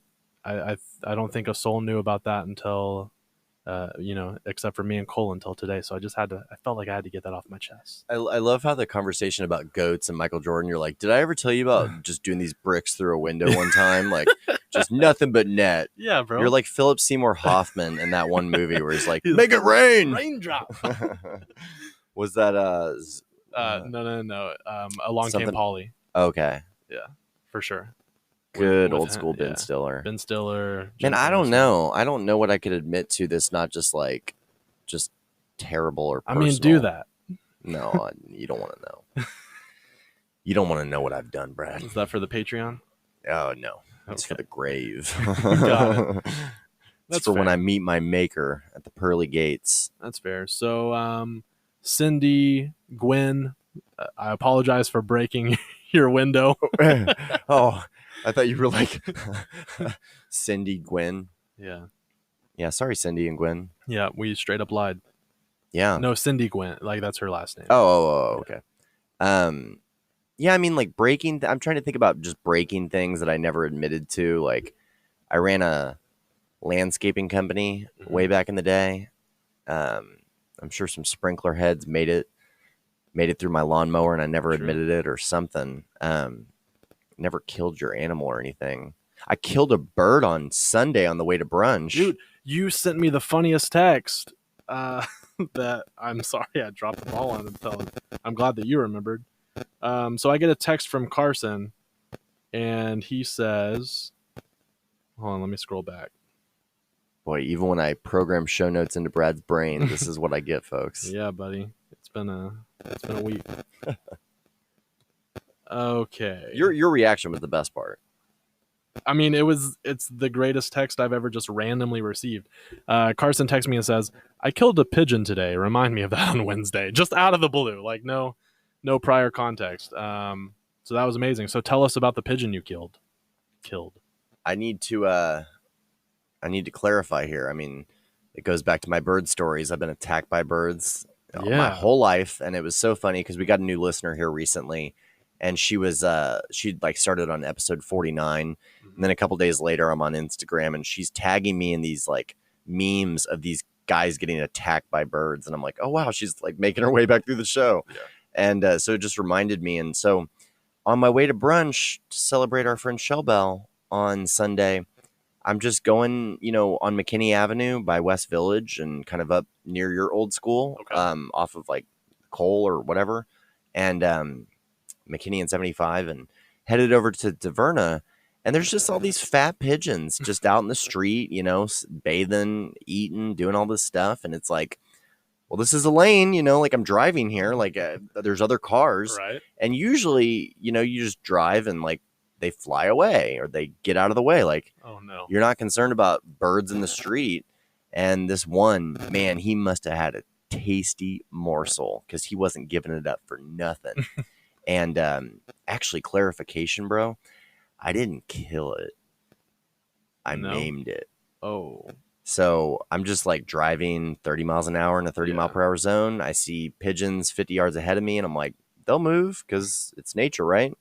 And I felt one that didn't get off the ground quick enough, and I looked back, and old boy was just flopping around in the street. Jeez. So Left that it happened. there. Well, Hit what and am I run? supposed to do? Like So you did have a hit and run. I did have a hit and run, Wow. and that bird was the casualty. Dang. It's kind of messed up. Bless you. Thank you. Well, there was nothing that I could really do. Yeah. I couldn't like pull over, Yeah. backtrack down the one way, and then go stomp this thing out in the street next to little girl's I thought soccer you practice. were going to try to nurse it back to life, and you went with stomping it. No, fun story though. When I had my first car, Ford F-150 that they gave me when I was 16 years old, I was 5'4" on my 16-year-old driver's license. I had to put a phone book in the F-150 to sit on. But I was a bamf, I'll let you know. Don't let the height fool you. It's where this amazing humor and podcasting capability came from. Had to learn to talk, Brad.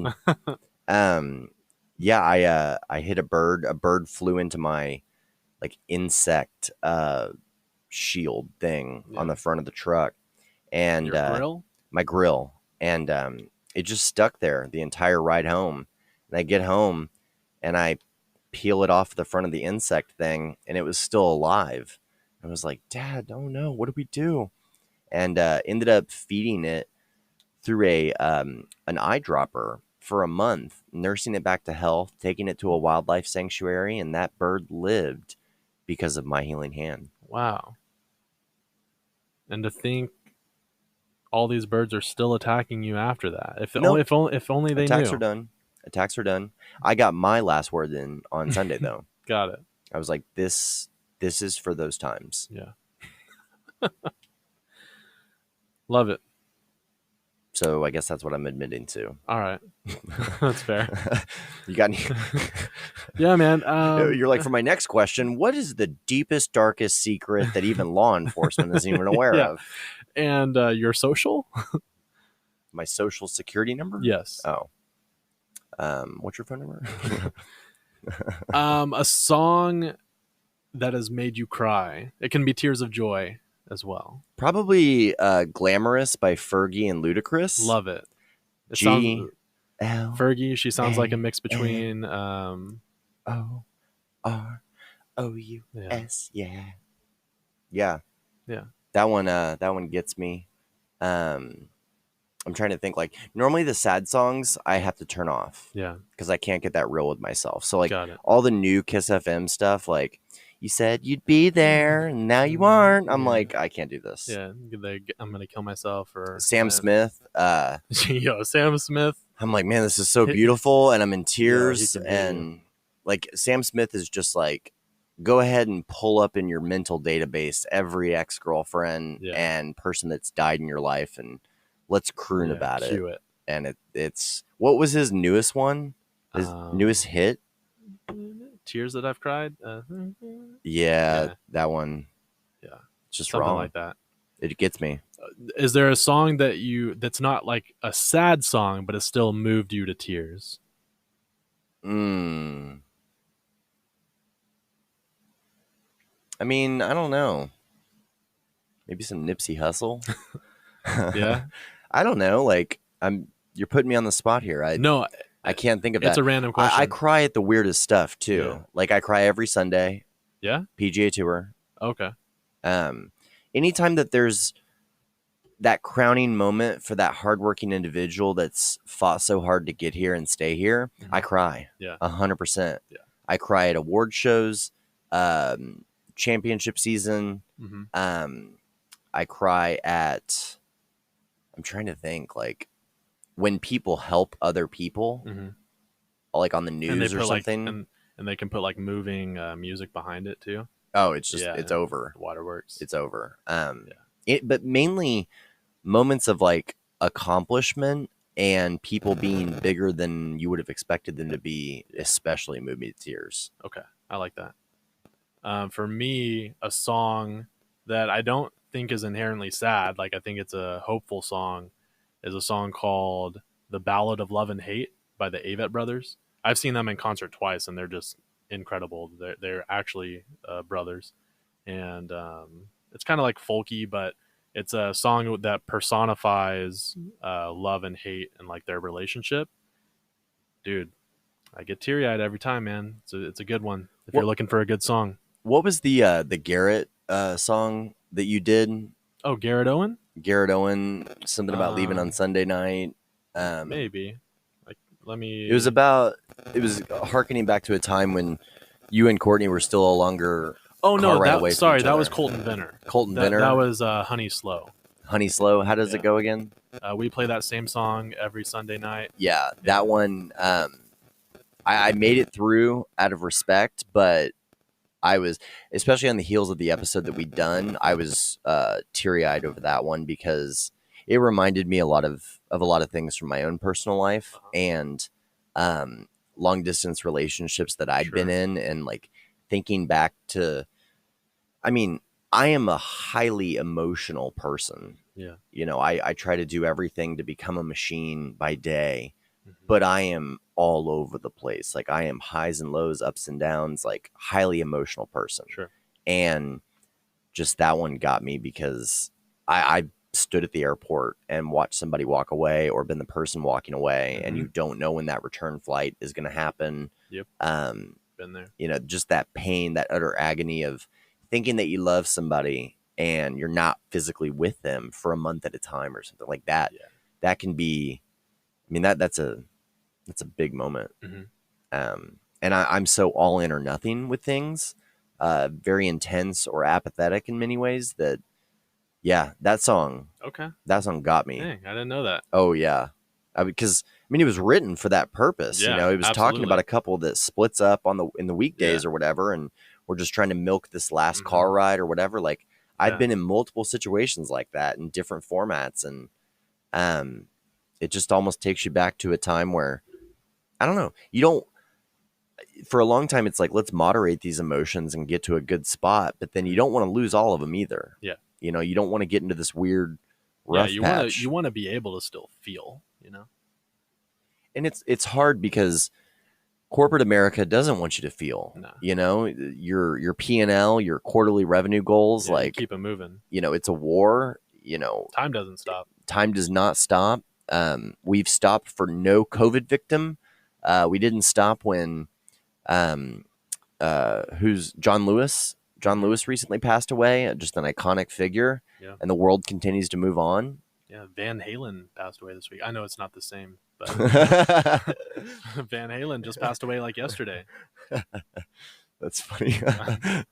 No, it's incredible to me how that's one of the things that I've had to reflect on getting to be an adult in this society is that if it's not reported in the media, just wall to wall every day, we don't feel your plight. And even if it is reported, we likely don't feel your plight. Yeah. When the violence happened down here in Victory Park with those protests, there were people 2 blocks over that didn't feel the impact of that. Right. And it was one of those things where it's like you want to proclaim to them, like, do you not know what happened here? Did you not bear witness? And meanwhile, did you know that there were just catastrophic storms and tornadoes and hurricanes in the Midwest just earlier this year that killed people and like leveled homes and businesses? No, like Trump did something that day, so nobody in Texas knows about it. Right. I found out about it from a client. Mm-hmm. I literally got an email from a woman that was like, hey, sorry, I'm going to have to push our meeting. You likely don't know this, but we had catastrophic storms that like knocked out the power grid, killed people, lives are ruined. And think about the person that's been grinding on that farm or in that small business for 40 years, and it gets taken away by a tornado or by COVID, and all of society continues to march on. Like we still get the same H&R Block commercials. Halloween stores are about to pop up for the non-socially distanced communities.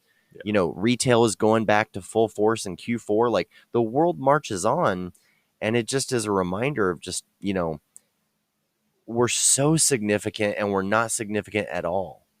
Mm-hmm. Yeah.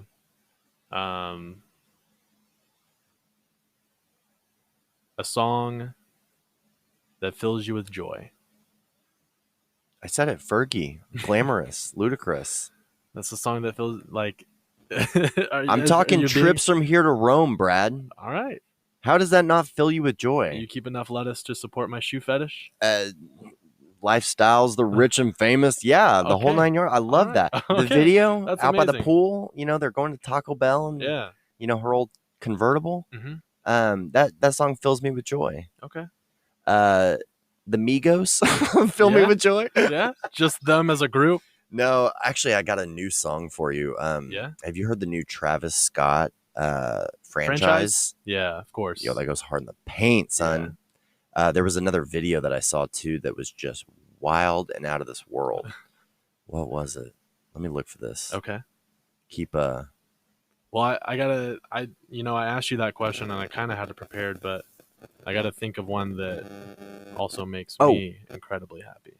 Problem featuring Freddie Gibbs and Snoop Dogg. Don't Be Mad at Me. I don't know if I heard that one. Oh, boy. I'll have to listen. You should come home with me after this. I got to get home, dude. We got to cut this podcast short because this song is the ish. Is it? Yeah, 100%.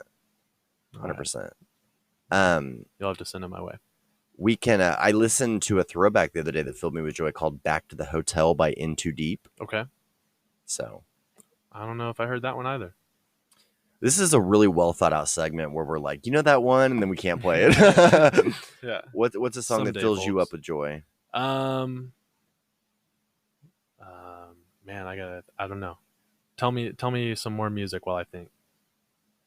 Well, just on my recent playlists, it has been rather exclusive to the rap category per the usual. Been enjoying Shoreline Mafia, Gangsters and Sippas. I also really like League of Starz and what they've been doing recently. Anything with Iamsu has been really good. There's a new one from this guy called Willie Joe. I'm from the Bay Bruh, featuring E40. And they did a big remix with a bunch of guys that was just on point. I've been a big Problem fan for a long time. Oh, Problem's amazing. And so you're up on him. Yeah. Like, I feel like he's not underground, but he's like, got this he's catalog. In the scene, but he's not like megastar. But he's got some good stuff. You know, like I've liked him since Like What with Bad Luck back in the day. Rich Girl Hall & Oates. Rich Girl Hall & Oates. You're a rich girl, but you've got to. Oh. Yeah, I'll sing the hell out of that song. You're so white, bro. I love it. You're like just dude, Hall & Oates is amazing. Boots, Wranglers, flannel, button down. College football, Katy Trail Ice House, baby. You know that's not me. Yeah, it is 100%. You're from the West Side. You're from Fort Worth. Like, what music do I typically? You guys play are you and Gerald are out there with your new country twang, like baseball caps and boots instead of cowboy hats and boots. Like, I see what country music did. Nah, they just traded it out. I don't own a cowboy hat or boots. Shame. You should at least own boots. You see my new loafers though? Those are cute. These penny loafers came in. You like these bad boys? I do. Yeah, those are slick, man. Where are they from? Amazon. Okay. I don't know. Those are the ones I saw you buying during our Zoom session. All right.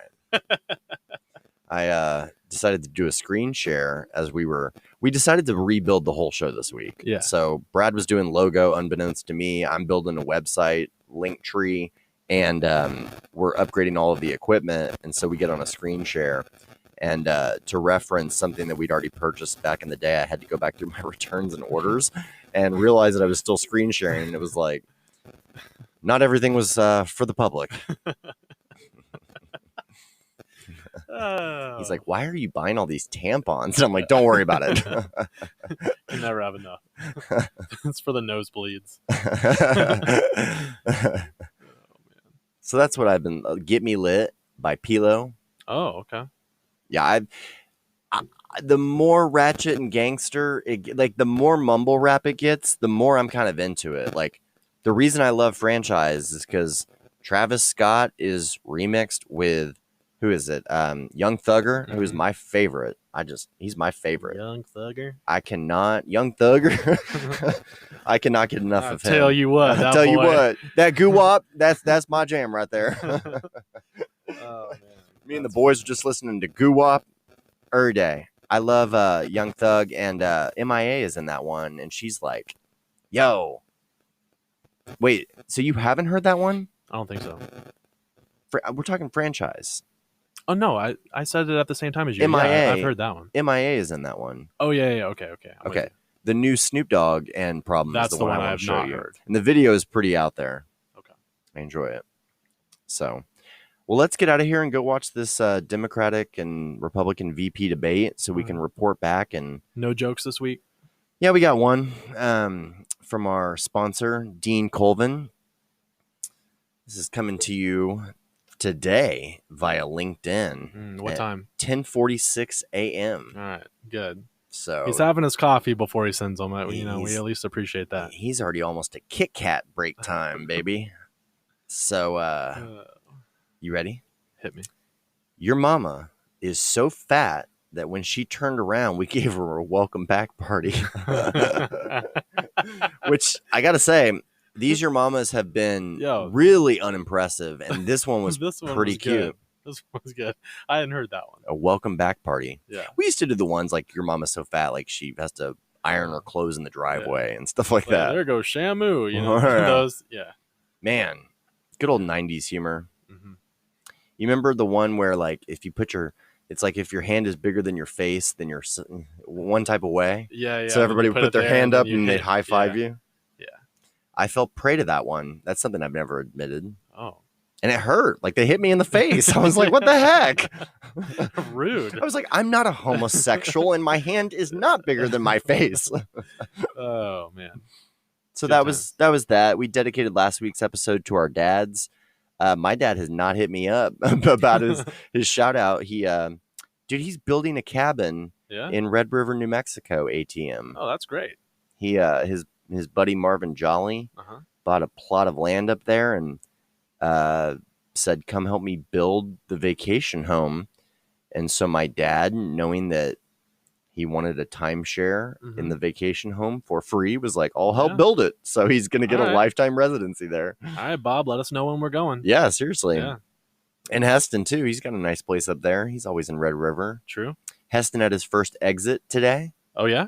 He had Palantir IPO or something of that effect. Okay. He's been a successful investor in several startups and actually has a new thing that I've been meaning to kind of hype on the show, which is called Deal Pickle. I think it's DEALPICKL. Yeah, that's how you spell deal and pickle. That's not how you spell pickle. PICKOEL. PICKL. Oh. So that's not how you spell pickle. And I bet it's a play on dill pickle, huh? You know, I didn't get that for a while, and then I was like, wait a second, is this dill pickle? And he's like, yeah. Got it. He's like, I thought you went to YC. It's like, no, we went to SWAU. Heston and I have this relationship where like I could wake up and have a link to a completely fake brand that he's skinned overnight, thought up a go-to-market, bought the URL, put up a splash page, and then the deck gets done 2 weeks later. Yeah. And, you know, we do that to each other. Wow. The amount of URLs that he owns, some of them very funny that I cannot repeat on the show. That's great. They're amazing. I own TexasTinyHouses.com. Do you? Yeah. Yeah. You never know. I fully thought, you know, that Heston and I were going to own a production company for tiny homes, that I was going to buy the first one. How stupid. we could still happen. I can't afford a home, whether it's tiny or big. But anyway, Deal Pickle is kind of this negotiation as a service, starting with the used car market. Okay. And you'd be staggered by how large that market is. And he launched this splash page and immediately had quadruple digits in abandoned cart fees just from his test. Like, I don't even think you could check out at the time and go through with the service. But the idea was getting so validated just by, I mean, literally the next day, he's like $456 in abandoned cart fees where they couldn't check out, but they were on the site performing actions. They found it independently. Yeah. Like, that's the kind of stuff that he brings me all the time. And I can't keep it all straight, honestly. Yeah, he's a wizard. Yeah. So he had, I know he's given you some investment advice, and he's clogging up our algorithms with worthwhile people that he's engaging with. Yeah, and I followed every single one of them. So he had that Palantir exit today. I think the show retweeted him or quote tweeted him. It's a proven fact that 9 out of 10 weekly catch-up podcast listeners gain fame and fortune. Wow. So just let your friends know to subscribe. But Deal Pickle, check that out, people. That's one of the things that he might need help with in the future. He's still validating that concept and would love your feedback. In other news, Flybox.io, his geo-netted emergency notification and awareness tracker for venues, schools, all of the like, is just getting supreme interest from investors, ISDs looking to deploy the technology. He's got this amazing CTO on board that has basically refactored the entire system to be deployed like completely wirelessly with just a quick software installation, deploy it on the cloud, set it up immediately know who's on campus, who's not on campus. Can you pinpoint the people in building 2 with a time sensitive notification? Some really groundbreaking stuff. Yeah, I actually relayed that to my principal. It's sitting in his email. Like, he's aware that he's been sent it, but his plate's been so full. Just trying to run a school in amidst the pandemic, In that case, Flybox is going to have to identify users with IP addresses that also don't know what nouns and pronouns are, so it can send them a grammar handbook. Yeah, if we could send them like a word of the day along with it, that'd be great. That's funny. Anyway, shout out to Heston. It's been a while since we've mentioned him. I want to get him on the show full length. Yes. I know we want to bring Michael back. I want Alec to come on, dude. Yeah, Alec. I think Alec could be a solid third partner on the show one week. Can't wait to get roasted by both of you the whole time. Yeah, pretty much. Yeah. We're gonna gang up on you. Yeah. We're gonna stuff you in your locker. It's fine. I'll turn red, it's but fine. I love those memes like where everything's on fire and it's like everything's fine. Yeah. That's how it's felt the last month or two. Like everything's fine. That's how it's felt since March. It's a situation. Yeah. Well, words of encouragement, I guess. What do you got? We're still kicking, man. And we're still, we're doing our job. We're waking up every day. Thankfully, we're in good health. Our jobs have not been too affected. I'm still getting a paycheck every week, or not every week, but every pay slip. So there's a lot to be grateful for amidst all the noise. Yeah. And so I'm very blessed. How about you? Yeah, I mean, just another day in the greatest country in the world, whether you like it or not. Sure. Because I'm sitting here in Dallas, Texas, podcasting with one of my BFFs after a productive day at a good job that keeps a roof over my head. And every day that we're not Grubhubbing or Uber Eatsin is a blessing. Yeah. Not everybody is as fortunate. And just would like to find ways to maybe make a more direct impact on people that do need our assistance around us. And again, co-sponsoring that under the show moniker.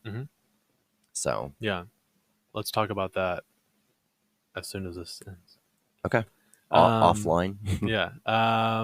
Anything going on between now and the next podcast? I don't know. John's trying to get me to go to a wedding as his date because Sarah's got a date with the hospital. Cute. And so that's all we need is to show up looking cute as buttons again. But that's down in Alvarado, he said. So Okay. I don't know if we're gonna do that or not. But hoping to play some golf, man, and like maybe get some relaxation at some point this next weekend. All right. There's other stuff going on that I can't remember, but really grinding at work, trying to do some reading, leveling up the show, stay immersed in the topics that interest me, spend some time with friends and family. Governor Abbott has hinted at potential bar reopenings, and just, Florida pulled the Band-Aid off and said, we're done with COVID. Yeah. Back to 100%. And I Crazy. think that, but we flattened the curve. Well, like, I just mean, is it? Like, when are we going to go back? I'm saying, like, we say it's crazy, but is it? Okay. No, I'm sorry. I don't mean to cut you off. I'm saying, like, is it crazy? I just meant it in the sense that, like, of course it's Florida to do the, like, I'm not. Do you know anybody that's died from COVID personally? No. I don't either. That doesn't mean it hasn't happened. Totally. 207,000 deaths or whatever the latest statistic is. Mm-hmm. I'd be interested in hearing from listeners how many degrees of separation most of you have been. Because I know that there's obviously 1 degree of separation for many people in the world. I just don't know them. And that seems weird to me. Yeah, and I'm not making a statement by saying crazy. Like, I just meant it that out of all the states, I would guess that Florida would be the first one opening up. That's all that I meant. Oh, well, that's true. Yeah, that's all, buddy. They'll fall and break off into the ocean one day. Right. And law enforcement will be all the better for it. Yeah. Well, go check out the new logo. Go to weeklycatchuppodcast.com and hit the last link. That's an option on that page to sign up for our email newsletter. You never know. You might be the first apparel wearing supporter of the show. Yeah. As we might run a raffle Mm-hmm. with the first mugs and t-shirts graced with our logo and our beautiful faces. Yeah. I'm saying we get 50 people in there and then maybe do like our first prize or something, Yeah. So go rush and sign up. You'll get additional information. We will not spam you. We'll mainly just be sending you mama jokes, cell phone recordings of us in bed, like really divulging our deepest, darkest secrets that we can't do on the podcast. Yeah. So looking forward to it. Yeah, me too. Thanks for all the hard work you put in this week on everything. And you as well. We'll get more of this going here in the future. Sounds good, buddy. This is really lame sign off.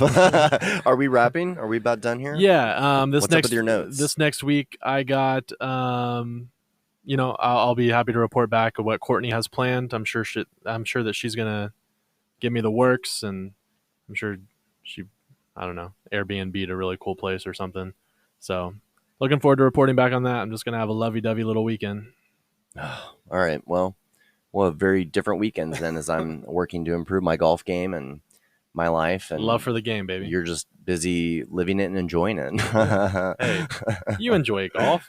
Oh, I do. I don't get out there enough. Yeah. Shout out to Sergio Garcia. Yeah. He won his first PGA Tour event this last weekend since the birth of his child. Wow. And his 11th tour event in his career. So when he was coming up as a young phenom prodigy, they were saying, oh, this is the Spanish Tiger Woods. Like, he's going to overtake everybody. And had some failure to launch, especially in the majors for the, majority of, his first portion of his career. He definitely had some success, but was also a hothead. If you ever go look up Sergio Garcia fails or anger or temper on YouTube, I mean, this man has taken his own shoes off and thrown them at fans. He's so mad.